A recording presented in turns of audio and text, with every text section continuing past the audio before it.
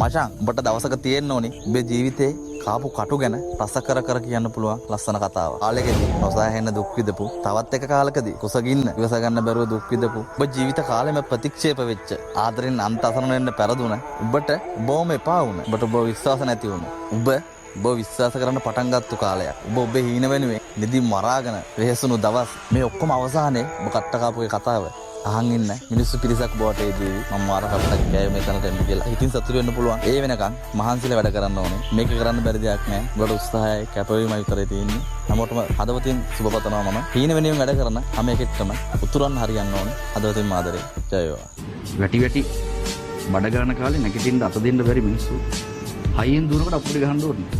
එහෙම يعني ඒ කාලේ පෙනි මූට මොන හරි දෙයක් කරන්න පුළුවන්, උදව් කරන්න පුළුවන් මොන හරි දෙයක් කරයි කියලා දැන අවස්ථාව තිබුණත් උදව් නොකරපු කට්ටිය හිටියා. දැන් ඉතින් කට්ටිය ආයි කතා කරන්නේ නැහැ. උගලන්නේ උගලි බෙහෙම හරියස් නැහැ. හැබැයි ඒ වගේ